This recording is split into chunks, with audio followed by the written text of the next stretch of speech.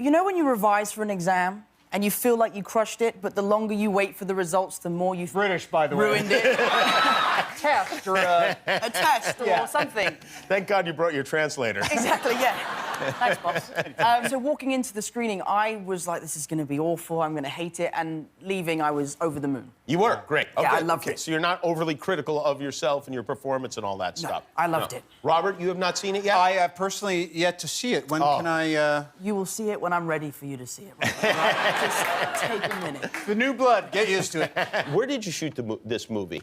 Hot Atlanta. In Atlanta. Yeah. Lovely Atlanta, Georgia, yeah. And was it, when you say hot Atlanta, was that because it's hot or... sticky. Atlanta in July, you know, so you're in the It was beautiful. I don't know what you're talking about. I did see you on the tarmac doing action for 6 months, but you see, once the helmet closes, I'm not there. You go home. I saw a wild amount of action that you perform. I do a little. I got a couple moments. You do. I've seen it. But I really just wanted to come to set on my days off and watch you suffer.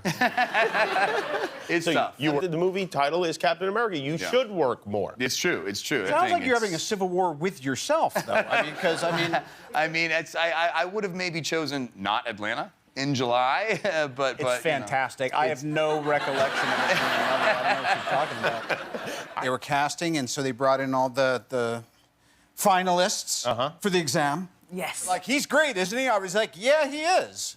And that was it. 3 words. Yeah. Did they say What do you call homecoming over across the pond? Yeah. We call it prom. You call it prom. But what do you call prom? We got halfway through shooting the movie. I was like, by the way, what's a homecoming? Really? Yeah, we don't do that. So as a joke, I suggested to Marvel that I should go to a high school undercover.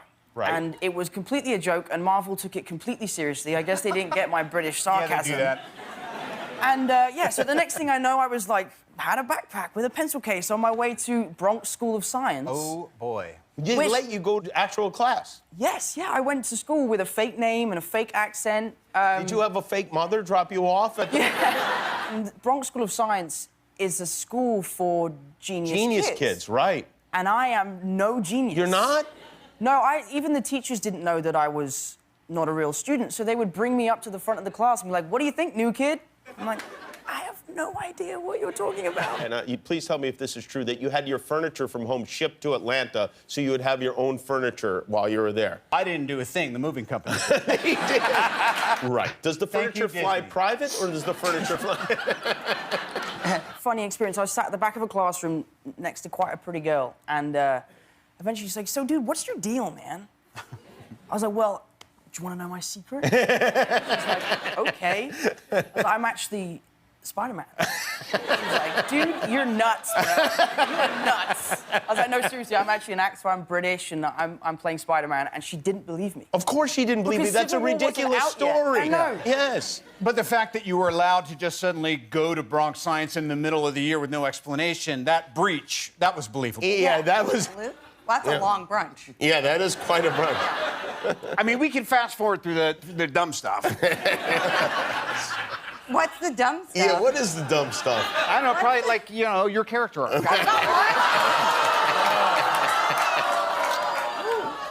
That's the game changer. I'll get you back on That's that. the All of a sudden, I was seeing everybody in their suits, and it was very exciting. In fact, one time, Chris Evans, I was standing opposite him, and he had to run to use the bathroom or something, and he asked the prop guy to hold his shield.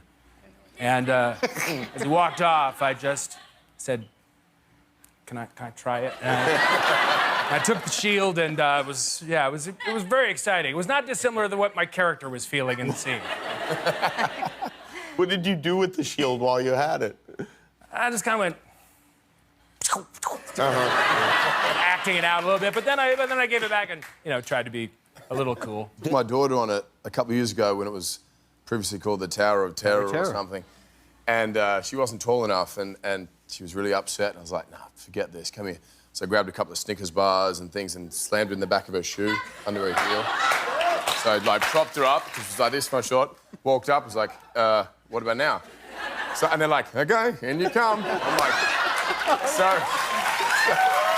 in the chair. And this thing, it's, you know, I don't know how many hundreds of feet high or whatever. God. We're at the top, and I'm looking at her, she's strapped in, and the seat is massive on her. And I'm like, you know, we beat the system, honey, well done. And then it drops, and she's like, grab onto her. She's like screaming the whole way down, like, you know. I was like, maybe there's a reason that there's a height. Maybe. Size. So.